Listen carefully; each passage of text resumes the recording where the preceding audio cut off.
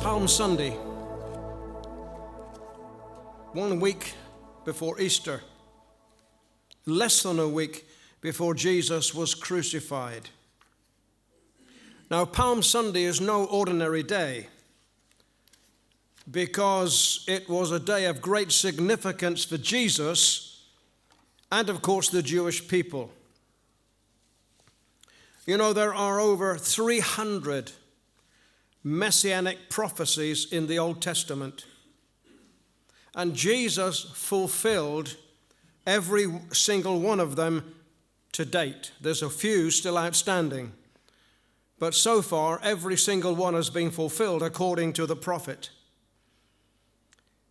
On Palm Sunday, one of the prophecies given by Zechariah 400 years before was fulfilled on Palm Sunday. Zechariah 9 verse 9 says, "Rejoice greatly, O daughter of Zion, shout, O daughter of Jerusalem. Behold, your king is coming to you. He is just and having salvation, lowly and riding on a donkey, a colt, the foal of a donkey." Now, to have 50% of those 300 prophecies fulfilled would be remarkable. But to have 100% is truly remarkable.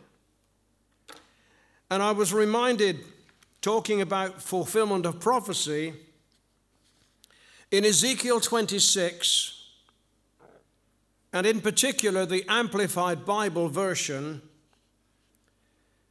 Ezekiel predicts 26 specific events concerning the fall of Tyre, which was, of course, in Lebanon. He gave 26 separate details of what would happen to Tyre as a form of God's judgment upon them. Now, I'm probably going to lose some of you here. I'm going to lose myself as well. But this is part of the footnote in Ezekiel 26 in the Amplified Bible. It says, mathematicians have estimated, according to the law of compound probabilities, that if a prophecy concerning a person, place, or event has 25 details beyond the possibility of human calculation, collusion, collaboration, comprehension, and coincidence, there is only one chance in more than 331 over 2 million of its accidental fulfillment. Now, I'm sure you got that, didn't you? I haven't got a clue. I'm not a mathematician. All I know is this: the chances of 26 specific prophecies concerning one place being fulfilled is an awful lot. And yet, every single one of those 25 details were fulfilled, not at the same time. It started under Nebuchadnezzar, king of Babylon. Centuries later, it continued under Alexander the Great. And even more centuries later, the Crusaders fulfilled all the remaining parts of those 25 prophecies. No other city in the world can have fulfilled them. So, if we're talking of a prophecy relating to 25 separate details that would be fulfilled over a period of a few hundred years, what would be the chances of 300 prophecies being fulfilled? If 25 means one chance in more than 331 million over 2, whatever that means, what about 300 prophecies? Specific prophecies relating to Jesus. And that is what we're talking about when we talk about the fulfillment of prophecy. Time and time again you read, this took place to fulfill what was spoken through the prophet. Over and over again, that statement is made by Jesus in particular. David Pawson once said that there are 3 ways to predict things. Spiritualism, clairvoyance, has a 5% accuracy rate. You think of the horoscopes, the tarot card readings, and all of that stuff. They only have a 5% accuracy rate. Would you want to put your life in the hands of somebody who's only 5% accurate? Would you really? It's ridiculous. Then he said, computers turn out to be 25% accurate. Would you want to trust your life to a machine that is only 25% accurate? The rest is up in the air. But the Bible is 100% accurate. Now we're talking. Now we're on a strong foundation. Now we've got certainty. The Bible is 100% accurate. To date, I can't remember the statistics exactly, but David Pawson reckons there's over 560 specific prophecies in the Bible. And as far as I can remember, he says about 490 have already been fulfilled. There's a few to go. But if so far nearly 500 have been fulfilled, I think we can be fairly confident that the rest are going to be fulfilled as well. So spiritualism, 5% accuracy. That's a no-brainer. You just don't trust yourself if 95% of the predictions are going to be wrong. 25%. That still leaves 75% open to speculation. But 100%, well, that is something else, isn't it? That's the Bible. That's God, who's totally, thoroughly, absolutely reliable. So, the story begins. Jesus sends his 2 disciples to go to a man who's got a donkey and a colt, a young donkey. And he basically says, we need your donkeys. And the man said, what for? He said, the Lord needs them. And so the man must have had some inkling as to who Jesus was, because he said, okay, take them. And then, of course, we read that Jesus rode on the foal of a donkey. Now, this prophecy was given 400 years before, and it was fulfilled in Jesus. So they've been waiting for this moment for a very long time.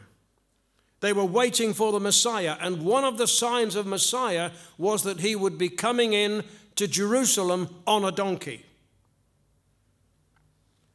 Why were they expecting this event? Well, Zechariah prophesied it, but it also meant that God's enemies would be defeated, and also that the kingdom would be restored to Israel. Now, that sort of expectation that the people had when Jesus came riding in on the donkey has sometimes been called kingdom now or triumphalism. It's all about the prize rather than the pain. Kingdom now. And that was the people's attitude to Jesus. We want the Romans out now. We want the occupation to end now. And they were triumphalist. I heard about a prophecy some time ago from what we would call the prosperity gospel camp. And it said that before Jesus comes back, there is going to be a worldwide revival to such an extent that everyone is going to be healed and there will be no more need for hospitals. Well, that's some revival, isn't it? That's what one section of the church believes. It's what I call triumphalism. The kingdom now. We want it now. Does that sound familiar? We all want it now, don't we? We don't want to wait for it. We want it now. And that was the clamor of the people when they saw Jesus coming into Jerusalem in fulfillment of Zechariah's prophecy. We want kingdom now. We want the Romans out. We want Jesus in. But to be honest, it sounds a bit more like the millennium to me, which is still future. And so, as much as we would like to have kingdom now, as much as we would like for the old world order to be demolished and Jesus' kingdom to come in, it sadly doesn't fit in with other prophecies that counterbalance that prophecy. You see, the crowds who welcomed Jesus on Palm Sunday, they simply did not comprehend that Messiah's coming would be in two stages. They got it wrong. First of all, there is what is called Ben Joseph, son of Joseph, the suffering servant that Jesus fulfilled to the letter. And then there is Ben David, or son of David, the conquering king, the ruling sovereign. Now, between Ben Joseph and Ben David, there's a long period of time. There's a long period of time. You see, long before Jesus comes back as king, he had to come as a suffering servant. Long before he comes to rule and reign. So death would need to come before resurrection. And you know, even before Jesus died, there were those who tried to stop his death. Peter tried to dissuade Jesus from going to the cross. He had another agenda. His agenda was kingdom now, triumphalism. We want the Romans out. But God has got an order of doing things. And you can read about that in Matthew chapter 16. You see, Golgotha comes before glory. Gethsemane comes before glory, in that order. But then this particular story of the Palm Sunday event takes a massive diversion from what the people were expecting. I mean, they were celebrating, they were happy, they were rejoicing. I mean, they were absolutely over the moon that the king was coming on the donkey. And all the while, Jesus' heart was breaking. It's hard to imagine that, isn't it? They were celebrating. They were rejoicing. They were over the moon about this king coming on the donkey, according to the prophecy of Zechariah. But all the while, inside, Jesus' heart was breaking. In fact, we read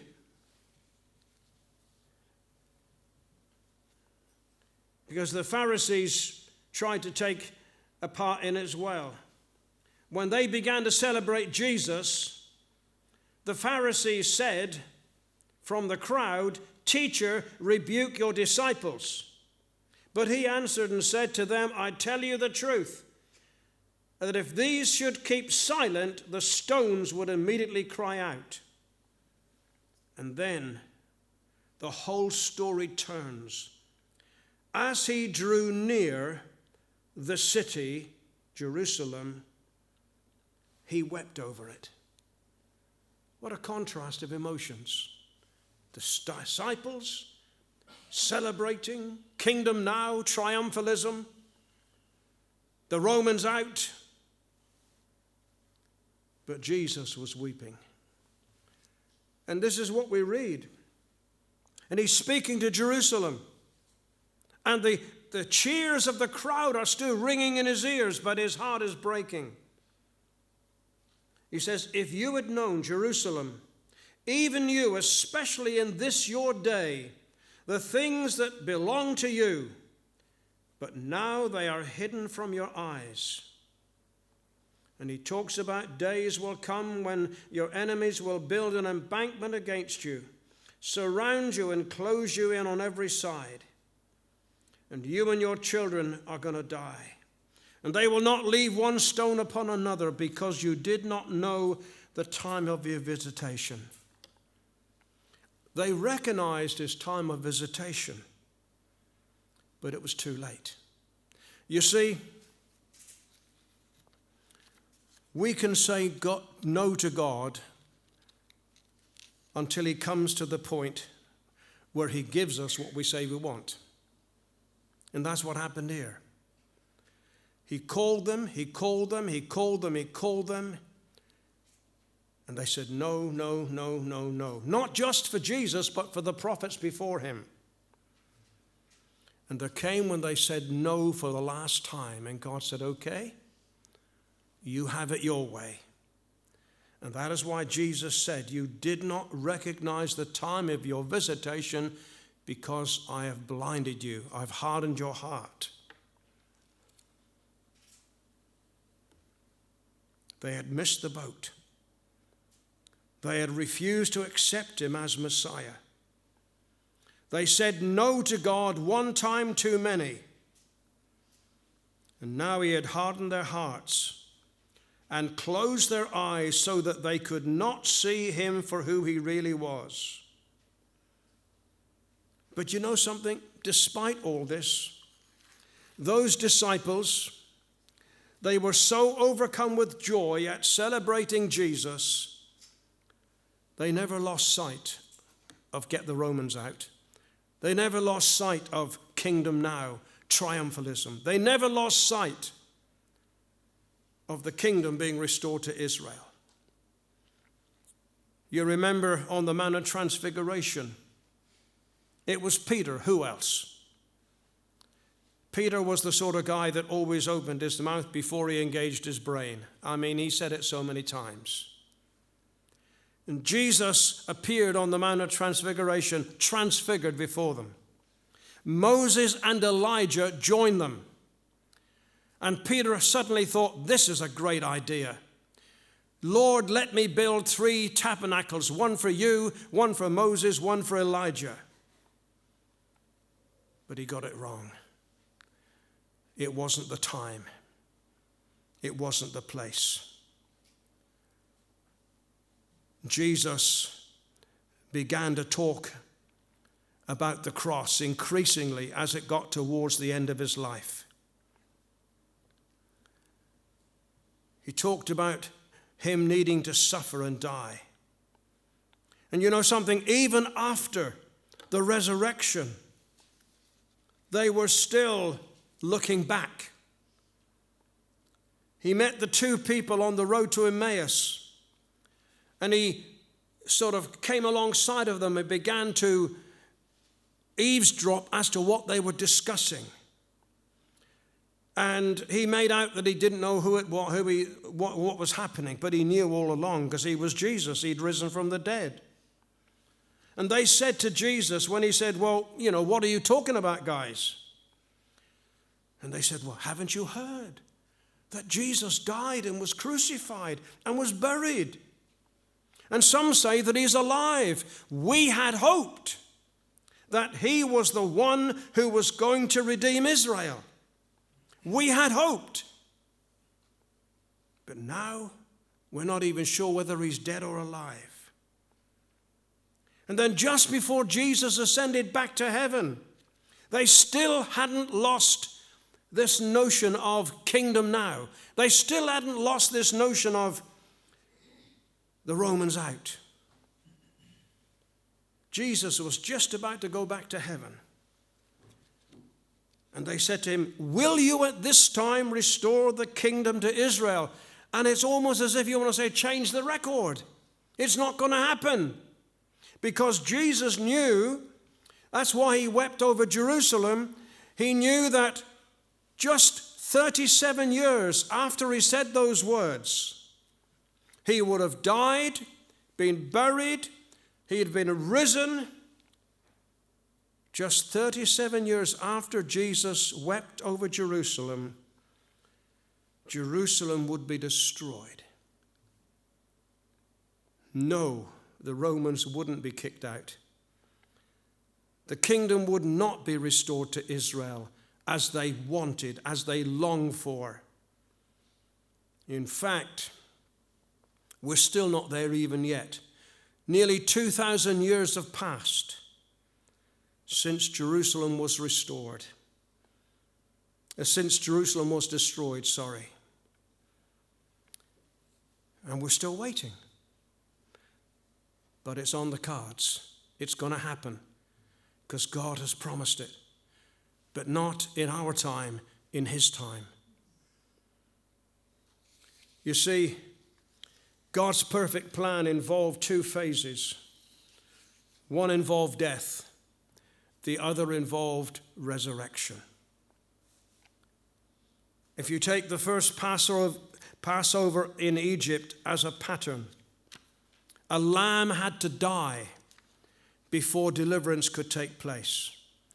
And as I've already said, it's always Gethsemane and Golgotha before glory. And in Isaiah 53, you'll find one of the most powerful descriptions of what the Messiah would suffer. He would always be a man of sorrows before anything else. And in God's economy, there is no such thing as a quick fix. It can be. God can do it just like that. But sometimes, I remember somebody once saying, most of us want microwave. God is into marinating. Microwave is the instant way. We've got some ready meals at home. They take about 3 minutes. No cooking. No saucepans. Just stick it in the microwave. But God often is into marinating.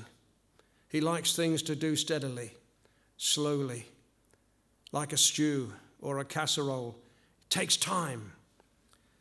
We are into microwaving like those early Christians were. They wanted the Romans out. They wanted kingdom now. They wanted it all to happen now. But God is not in a hurry. And you know, when Jesus first came riding on a donkey, a beast of burden, symbolizing humility, symbolizing servanthood. When he comes back, and it's worth waiting for, he'll be riding on a white horse, symbolizing sovereignty, kingdom authority, according to Revelation 19. And so his death was a fulfillment of many Old Testament scriptures. But then so was his resurrection, but in that order. And so today, we need to celebrate the fact that Jesus came. He came in the manner of which the prophet said he would come. But where they got it wrong was they wanted instant success. But Jesus had to die. He had to be buried. He had to rise again. And even now we're waiting for him to come back. But he's coming back. And just as nearly 500 prophecies concerning the Bible have already been completely fulfilled, you can guarantee that the rest of them will be fulfilled in due course. And you know, for these people who lived back then, Jesus' arrival on a donkey was the last bright spot they would enjoy for a very long time.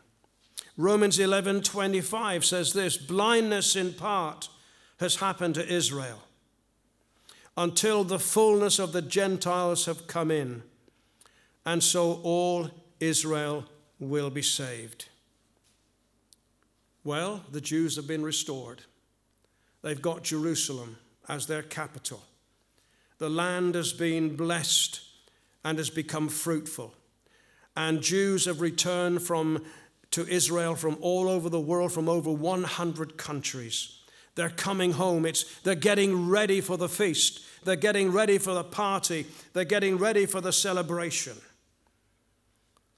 But the only thing is this, they've had to wait for it. They wanted it back then. They didn't want the pain, they wanted the prize. But the prize is coming. God's way is going to be fulfilled.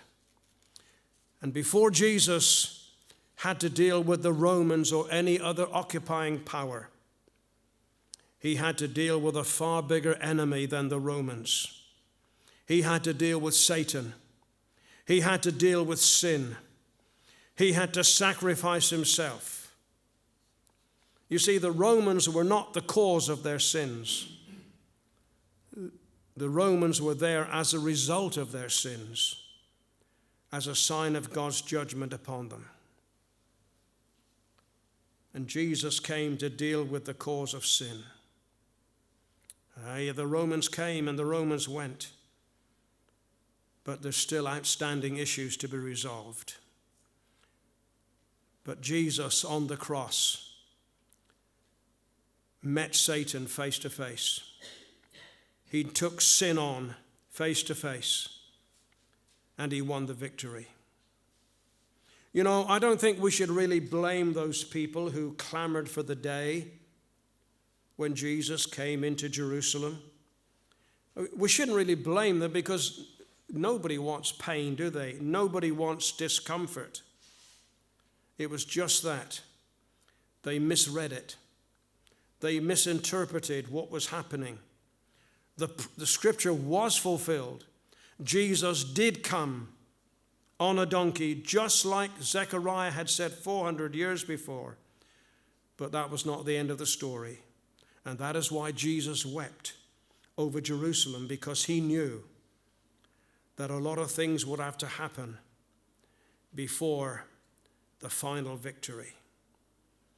And it was just that their priorities were not the same as God's. Folks, you can trust God. You can trust him. You can trust him 100%. You can trust him completely. He will have his way. His word will be fulfilled. His kingdom will come, but only in his time. God help us to remember Palm Sunday as a wonderful day in many ways because of the fulfillment of a specific prophecy. But let's get the balance, bearing in mind what followed Palm Sunday: death, burial, and then, of course, the destruction of the temple for the second time in its history. Palm Sunday is a beautiful day, but it has an edge of sorrow attached to it as well, because certain things would have to happen to Jesus that had been predicted. And at the end of the day, only God sees the big picture. At the end of the day, God's way is the best way, because God's way is the right way. But the final chapter is yet to be fulfilled. I just pray that God will help us today to think about Palm Sunday, celebrate the good part, the fulfillment of the prophecy part, but bear in mind that Jesus came to die before he came to live. He came to die before he came to reign.